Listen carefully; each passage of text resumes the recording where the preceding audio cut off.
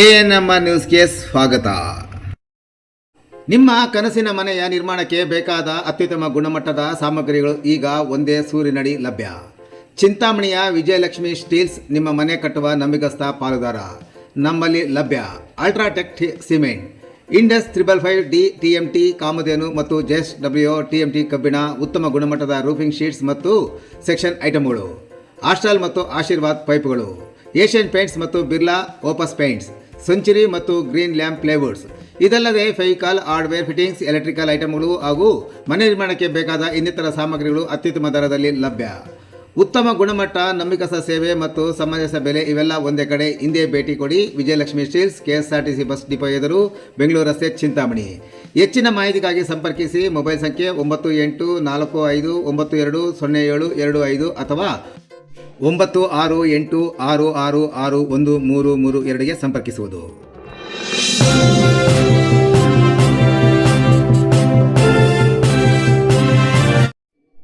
ವಿದ್ಯುತ್ ಖಾಸಗೀಕರಣ ಕೈಬಿಡಲು ಒತ್ತಾಯ, ಉಗ್ರ ಹೋರಾಟದ ಎಚ್ಚರಿಕೆ. ರಾಜ್ಯ ಸರ್ಕಾರವು ಕೃಷಿ ಪಂಪ್ ಸೆಟ್ಗಳಿಗೆ ಮೀಟರ್ ಅಳವಡಿಸುವ ಮತ್ತು ವಿದ್ಯುತ್ ವಲಯವನ್ನು ಖಾಸಗೀಕರಣಗೊಳಿಸುವ ನಿರ್ಧಾರವನ್ನು ಕೂಡಲೇ ಕೈಬಿಡಬೇಕು ಎಂದು ಆಗ್ರಹಿಸಿ ಕರ್ನಾಟಕ ರಾಜ್ಯ ರೈತ ಸಂಘ ಮತ್ತು ಹಸಿರು ಸೇನೆಯ ಚಿಂತಾಮಣಿ ತಾಲೂಕು ಸಮಿತಿ ಆಗ್ರಹಿಸಿ ಈ ಕುರಿತು ತಹಶೀಲ್ದಾರ್ ಮೂಲಕ ಮುಖ್ಯಮಂತ್ರಿಗಳಿಗೆ ಇಂದು ಮನವಿ ಪತ್ರ ಸಲ್ಲಿಸಿದರು. ಚಿಂತಾಮಣಿ ನಗರದ ಪ್ರವಾಸಿ ಮಂದಿರದ ಆವರಣದಲ್ಲಿ ಜಮಾವಣೆಗೊಂಡ ಕರ್ನಾಟಕ ರಾಜ್ಯ ರೈತ ಸಂಘ ಹಾಗೂ ಹಸಿರು ಸೇನೆ ಸಂಘಟನೆ, ಬೆಸ್ಕಾಂ ನೌಕರರ ಸಂಘ ಹಾಗೂ ಕರ್ನಾಟಕ ರಾಜ್ಯ ಅನುಮತಿ ಪಡೆದ ವಿದ್ಯುತ್ ಗುತ್ತಿಗೆದಾರರ ಸಂಘದ ಜಂಟಿ ಆಶ್ರಯದಲ್ಲಿ ನಗರದಲ್ಲಿ ಪ್ರತಿಭಟನಾ ಮೆರವಣಿಗೆಯನ್ನು ಹಮ್ಮಿಕೊಳ್ಳಲಾಗಿತ್ತು. ನಗರದ ಪ್ರಮುಖ ಬೀದಿಗಳಲ್ಲಿ ಪ್ರತಿಭಟನಾ ರ್ಯಾಲಿಯನ್ನು ನಡೆಸಿದ ಪ್ರತಿಭಟನಾಕಾರರು ಸರ್ಕಾರದ ವಿರುದ್ಧ ವಿವಿಧ ಘೋಷಣೆಗಳನ್ನು ಕೂಗಿದರು. ತದನಂತರ ತಾಲೂಕು ಕಚೇರಿ ಮುತ್ತಿಗೆ ಹಾಕಿದ ಪ್ರತಿಭಟನಾಕಾರರು ತಹಶೀಲ್ದಾರ್ ಸುದರ್ಶನ್ ಯಾದವ್ರವರ ಮೂಲಕ ಸರ್ಕಾರಕ್ಕೆ ಮನವಿ ಪತ್ರವನ್ನು ಸಹ ಸಲ್ಲಿಸಿದರು. ಮನವಿ ಪತ್ರ ಸಲ್ಲಿಸಿದ ನಂತರ ಮಾತನಾಡಿದ ಕರ್ನಾಟಕ ರಾಜ್ಯ ರೈತ ಸಂಘ ಹಾಗೂ ಹಸಿರು ಸೇನೆಯ ಸಂಘಟನೆಯ ತಾಲೂಕು ಅಧ್ಯಕ್ಷರಾದ ಎಂ ರಮಣಾರೆಡ್ಡಿರವರು, ಕರ್ನಾಟಕದಲ್ಲಿ ಬಹುತೇಕ ರೈತರು ಮಳೆಯಾಶ್ರಿತ ಕೃಷಿಯನ್ನೇ ನಂಬಿಕೊಂಡಿದ್ದಾರೆ. ಇನ್ನು ಕೆಲ ರೈತರು 1800ರಿಂದ 2000 ಅಡಿಗಳಷ್ಟು ಆಳದ ಕೊಳವೆ ಬಾವಿಗಳನ್ನು ಕೊರೆದು ಕಷ್ಟಪಟ್ಟು ನೀರು ತೆಗೆದು ತರಕಾರಿ, ಹಣ್ಣು, ರೇಷ್ಮೆ ಹಾಗೂ ತೋಟಗಾರಿಕಾ ಬೆಳೆಗಳನ್ನು ಬೆಳೆದು ಜನರಿಗೆ ಉಣಿಸುತ್ತಿದ್ದಾರೆ. ಆದರೆ ಪ್ರಸ್ತುತ ಮಾರುಕಟ್ಟೆಯಲ್ಲಿ ಅನಿಶ್ಚಿತ ಮತ್ತು ಅವೈಜ್ಞಾನಿಕ ಬೆಲೆಗಳು ಇರುವುದರಿಂದ ರೈತರು ತೀವ್ರ ನಷ್ಟ ಅನುಭವಿಸುತ್ತಿದ್ದಾರೆ. ಸಾಲಬಾಧೆ ತಾಳಲಾರದೆ ಈಗಾಗಲೇ ಅನೇಕ ರೈತರು ಆತ್ಮಹತ್ಯೆಗೂ ಸಹ ಶರಣಾಗುತ್ತಿದ್ದಾರೆ. ಇಂಥ ಸಂದರ್ಭದಲ್ಲಿ ಕೃಷಿ ಪಂಪ್ಸೆಟ್ಗೆ ಮೀಟರ್ ಅಳವಡಿಸಿ ಖಾಸಗಿ ಕಂಪನಿಗಳಿಗೆ ನಿರ್ವಹಣೆಯ ಜವಾಬ್ದಾರಿ ನೀಡುವ ಯೋಜನೆಯನ್ನು ಸರ್ಕಾರ ತಕ್ಷಣವೇ ನಿಲ್ಲಿಸಬೇಕು ಎಂದರು.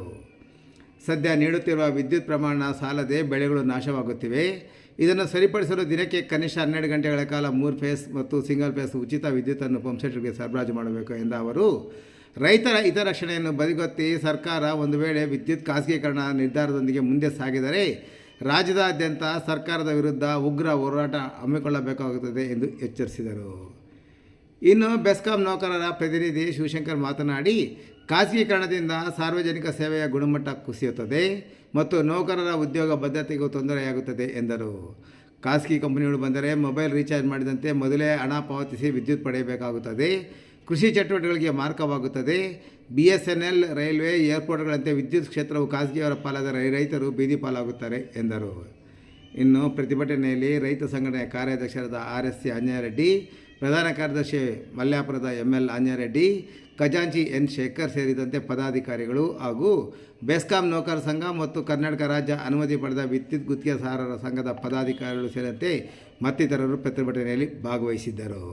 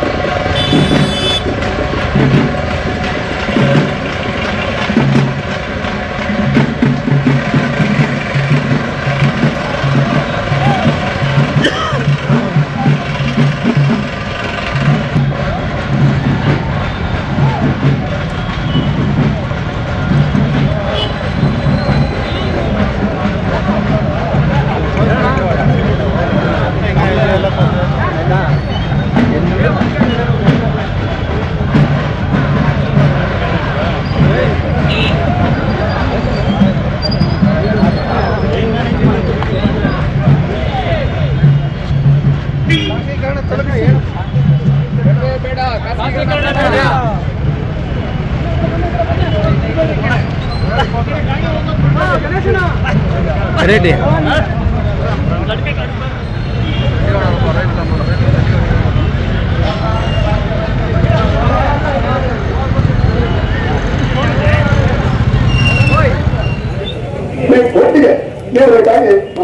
ನೀವು ಈ ಕಡೆ ನೋಡಿ, ಈ ಕಡೆ ಮೇಡಮ್ ನೋಡಿ, ಈ ಕಡೆ ನೋಡಿ ಸರ್. ಮುಂದೆ ನೋಡಕ್ಕೆ ಸರ್, ಮುಂದೆ ನೋಡಿ, ಈ ಕಡೆ ನೋಡಿ, ಈ ಕಡೆ ನೋಡಿ, ಎಲ್ಲರೂ ಮುಂದೆ ನೋಡಿ.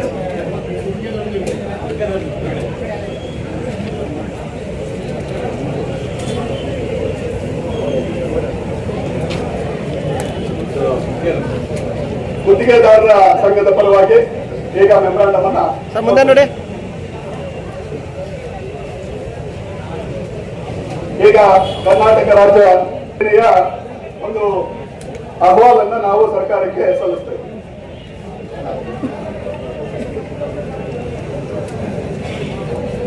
ಮಾಡೋದ್ರಿಂದ ಈ ವಿದ್ಯುತ್ ಶಕ್ತಿ ಕೆಲಸ ಮಾಡೋರೆಲ್ಲ ಅವ್ರಿಗೂ ಅನ್ಯಾಯ ಆಗ್ತಾ ಇದೆ.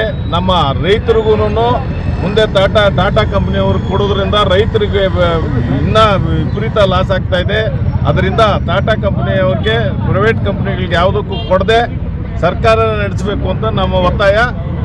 ತಹಸೀಲ್ದಾರ್ ಮುಖಾಂತರ ನಾವು ಇದನ್ನ ರಾಜ್ಯಪಾಲರಿಗೆ ಮತ್ತೆ ಸರ್ಕಾರಕ್ಕೆ ಒತ್ತಾಯ ಇವತ್ತು ನಮ್ಮ ಚಿಂತಾಮಣಿ ವಿಭಾಗದ ವತಿಯಿಂದ ಚಿಂತಾಮಣಿ ತಾಲೂಕು ಮತ್ತು ಶಿಡ್ಲಘಟ್ಟ ತಾಲೂಕು ಮತ್ತು ಎಲ್ಲ ಕೋಲಾರ ಜಿಲ್ಲಾದ ಎಲ್ಲ ಬೆಸ್ಕಾಂ ನೌಕರರು ಇವತ್ತು ಈ ಒಂದು ಪ್ರತಿಭಟನೆಯಲ್ಲಿ ಪಾಲ್ಗೊಂಡಿದ್ದಾರೆ. ನಮ್ಮ ಜೊತೆಗೆ ನಮ್ಮ ಎಲ್ಲ ಹಿರಿಯರಾದಂತಹ ಕರ್ನಾಟಕ ರೈತ ಪ್ರಾಂತ ಸಂಘ ಮತ್ತು ಅತುರ್ ಸೇನವರು ನಮ್ಮ ಜೊತೆಯಲ್ಲಿ ಬಂದಿದ್ದಾರೆ. ಇವತ್ತು ನಮ್ಮ ಹೋರಾಟ ಇಷ್ಟೇ. ನಮ್ಮ ಏನು ಬೆಸ್ಕಾಂ ಕಂಪನಿಗಳು, ಎಸ್ಕಾಂ ಕಂಪನಿಗಳಿದ್ದಾವೆ, ಇದರಲ್ಲಿ 19 ತಾಲೂಕುಗಳಲ್ಲಿ ನಮ್ಮ ಖಾಸಗೀಕರಣ ಮಾಡೋದಕ್ಕೆ ಹೊರಟಿದ್ದಾರೆ. ಅಲ್ಲಿ ಟಾಟಾ ಪವರ್ ಕಂಪನಿಯವರು ಅರ್ಜಿಯನ್ನು ಸಲ್ಲಿಸಿದ್ದಾರೆ ನಮ್ಮ ಜೊತೆಯಲ್ಲಿ ಕೆಲಸ ಮಾಡೋದಕ್ಕೆ. ಅದಕ್ಕೆ ನಮ್ಮ ವಿರೋಧ ಇದೆ. 23 ತಾರೀಕು ಕೊನೆಯ ದಿನಾಂಕ ಇದೆ. ಅವರ ಒಂದು ಅರ್ಜಿಯನ್ನು, ಟಾಟಾ ಪವರ್ ಕಂಪನಿ ಅರ್ಜಿಯನ್ನು ಮಾನ್ಯ KES ತಿರಸ್ಕರಿಸಬೇಕು. ನಮ್ಮ ವಿದ್ಯುತ್ ಕ್ಷೇತ್ರವನ್ನು ಯಾವುದೇ ಕಡೆ ಖಾಸಗೀಕರಣಗೊಳಿಸಬಾರ್ದು. ರೈತಾಪಿ ವರ್ಗದವರನ್ನ, ಬಡವರ್ಗದವರನ್ನ ರಕ್ಷಣೆ ಮಾಡಬೇಕು. ನಮ್ಮ ನೌಕರಿಗೂ ಸಹ ರಕ್ಷಣೆ ಬೇಕು. ಯಾವುದೇ ಕಾರಣಕ್ಕೂ ಖಾಸಗೀಕರಣವನ್ನು ಮಾಡಬಾರ್ದು ಅಂತ ನಮ್ಮ ಹೋರಾಟ ನಡೀತಾ ಇದೆ. ನಾವು ಇದನ್ನ ತಡೆಗಟ್ಟಲೇಬೇಕು. ಇದರಿಂದ ಎಲ್ಲ ಸಮಸ್ತ ನೌಕರರಿಗೂ, ಸಮಸ್ತ ನಾಗರಿಕರಿಗೂ, ಸಮಸ್ತ ಗ್ರಾಹಕರಿಗೂ, ರೈತ ಬಂಧುವರಿಗೂ ಎಲ್ಲರಿಗೂ ಅನುಕೂಲ ಆಗ್ತದೆ. ಯಾವುದೇ ಕಾರಣಕ್ಕೂ ಖಾಸಗಿ ಬೇಡ ಅಂತ ನಮ್ಮ ಹೋರಾಟ ನಿಲ್ಲೋವರೆಗೂ ನಮ್ಮ ಹೋರಾಟ ಮುಂದುವರಿಯುತ್ತದೆ. ಆದೇಶದ ಮೇರೆಗೆ ನಮ್ಮ ಎಲ್ಲರ ಒಂದು ನೇತೃತ್ವದಲ್ಲಿ, ಎಲ್ಲ ಒಂದು ಸಂಘಟನೆಗಳ ನೇತೃತ್ವದಲ್ಲಿ, ಎಲ್ಲ ರೈತ ವರ್ಗದ ನೇತೃತ್ವದಲ್ಲಿ, ನಮ್ಮ ಎಲ್ಲ ಪತ್ರಿಕಾ ಮಿತ್ರರ ಅವರ ಸಹಕಾರದೊಂದಿಗೆ ಎಲ್ಲ ಕಡೆ ಉಗ್ರವಾದ ಅವಿರತ ಹೋರಾಟವನ್ನ ನಾವು ಹಮ್ಮಿಕೊಳ್ತೀವಿ ಅಂತ ಈಗ ಕರ್ನಾಟಕ ರಾಜ್ಯ ರೈತ ಸಂಘ ಹಾಗೂ ಹಸಿರು ಸೇನೆ ಮತ್ತೆ ನಮ್ಮ ಕರ್ನಾಟಕ ವಿದ್ಯುತ್ ಶಕ್ತಿ ಮಂಡಳಿಯ ಎಲ್ಲ ನೌಕರರು ಒಟ್ಟಿಗೆ ಸೇರಿ ಚಿಂತಾಮಣಿ ತಾಲೂಕಿಂದ ನಾವು ಕೂಡ ಇಡೀ ರಾಜ್ಯಾದ್ಯಂತ ಈ ದಿವಸ ನಮಗೂ ಕೂಡ ಕರೆ ಕೊಟ್ಟಿದ್ದಾರೆ. ಕರ್ನಾಟಕ ರಾಜ್ಯ ರೈತ ಸಂಘದಿಂದ ಎಲ್ಲ ಜಂಟಿಯಾಗಿ ನಾವು ಈ ಒಂದು ಖಾಸಗೀಕರಣ ಬೇಡ ಅಂತೇಳಿ ಒಂದು ಹೋರಾಟವನ್ನು ಹಮ್ಮಿಕೊಂಡಿದ್ದೀವಿ. ಯಾಕೆಂದರೆ ರೈತರಿಗೂ ಕೂಡ ಭಾಳ ತೊಂದರೆ ಆಗ್ತದೆ. ಯಾಕೆಂಬ ಮುಂದಿನ ದಿನಗಳಲ್ಲಿ ಈಗ ಟಿವಿಗೆ ಯಾವ ರೀತಿ ನಾವು ಮೊಬೈಲ್ ಕರೆನ್ಸಿ ಹಾಕೋತೀವೋ ಆ ರೀತಿ ಈಗ ಖಾಸಗಿ ಕಂಪನಿ ಬಂದಂಥ ಸಂದರ್ಭದಲ್ಲಿ ಆ ಒಂದು ಕರೆನ್ಸಿಯನ್ನು ಮೊದಲೇ ನಾವು ಹಾಕ್ಸ್ಕೋಬೇಕಾಗ್ತದೆ. ಅದಕ್ಕೆ ಕೃಷಿ ಚಟುವಟಿಕೆಗಳನ್ನು ಮಾಡೋದಕ್ಕೆ ಭಾಳ ತೊಂದರೆ ಆಗ್ತದೆ. ಆದ್ದರಿಂದ ವಿದ್ಯುತ್ ಶಕ್ತಿ ನಾವು ಬೆಳೆಗಳನ್ನು ಬೆಳೀತಕ್ಕಂಥವರು, ಅದಕ್ಕೆ ಈಗ ಖಾಸಗೀಕರಣ ಬೇಡ. ಈಗ ಕೆಲವೆಲ್ಲ ನೋಡಿದ್ದೀವಿ, ಖಾಸಗೀಕರಣ ಮಾಡಿ ಏನೇನಾಗಿದೆ. ಈಗ BSNL ಪರಿಸ್ಥಿತಿ ಏನಾಯಿತು, ಜಿಯೋ ಬಂದು ಏನಾಯಿತು ಅಂತೇಳಿ ಈಗ ಎಲ್ಲ ಆಗಿದೆ. ಅದೇ ರೀತಿ ಈಗ ಎಲ್ಲ ಖಾಸಗೀಕರಣ ಮಾಡ್ತಾ ಇದ್ದಾರೆ. ರೈಲ್ವೆ ಆಯಿತು, ಏರ್ಪೋರ್ಟ್ ಆಯಿತು. ಈಗ ವಿದ್ಯುತ್ ಶಕ್ತಿನೂ ಕೂಡ ಖಾಸಗೀಕರಣ ಮಾಡಿದಂಥ ಸಂದರ್ಭದಲ್ಲಿ ಈ ನೌಕರರಿಗೂ KEB ನೌಕರರಿಗೂ ತೊಂದರೆ ಆಗುತ್ತೆ. ಹೆಚ್ಚಿನ ರೀತಿಯಲ್ಲಿ ನಮ್ಮ ರೈತರಿಗೆ, ರೈತಾಪಿ ವರ್ಗಕ್ಕೆ ಇದರಿಂದ ಬಹಳ ಅನಾನುಕೂಲ ಆಗ್ತದೆ ಅಂತೇಳಿ ಈಗ ನಾವು ಕೂಡ ಈಗ ಜಂಟಿಯಾಗಿ ಚಿಂತಾಮಣಿ ತಾಲೂಕಿಂದ ಸಾವಿರಾರು ಜನ ಇವತ್ತು ಬೇಡ, ಖಾಸಗೀಕರಣ ಬೇಡ ಅನ್ನೋ ಒಂದು ರೀತಿಯಲ್ಲಿ ಖಡಾಖಂಡಿತವಾಗಿ ಖಂಡಿಸ್ತಾ ಇದ್ದೀವಿ. ನಾಳೆ 23ನೇ ತಾರೀಕೇನು ಎಲ್ಲ ಕೂಡ ಕರೆದಿದ್ದಾರಂತೆ, ಕೊನೆಯ ದಿನಾಂಕ ಕೊಟ್ಟಿದ್ದಾರೆ. ಅದಕ್ಕೆ ಇವತ್ತು 22ನೇ ತಾರೀಕು ಇಡೀ ರಾಜ್ಯಾದ್ಯಂತ ಎಲ್ಲ ನಮ್ಮ ಕರ್ನಾಟಕ ರಾಜ್ಯ ರೈತ ಸಂಘ ಹಾಗೂ ಮತ್ತೆ KEB ನೌಕರರು ಜಂಟಿಯಾಗಿ ಉಗ್ರ ಹೋರಾಟವನ್ನು ಮಾಡ್ತಾ ಇದ್ದಾರೆ. ತಾವು ಟಾಟಾ ಕಂಪನಿಗೆ ಕೊಟ್ಟಂತ ಸಂದರ್ಭದಲ್ಲಿ ಇನ್ನೂ ಹೆಚ್ಚಿನ ರೀತಿಯಲ್ಲಿ ಮುಂದಿನ ದಿನಗಳಲ್ಲಿ ಉಗ್ರವಾದಂತ ಹೋರಾಟವನ್ನ ಮಾಡಬೇಕಾಗ್ತದೆ ಅಂತ ಸರ್ಕಾರಕ್ಕೆ ಎಚ್ಚರಿಕೆಯನ್ನ ಕೊಡ್ತಾ ಇದ್ದೀವಿ. ಈಗ ಮನವಿ ಯಾರು ಕೊಡ್ತಾ ಇದ್ದೀರಿ?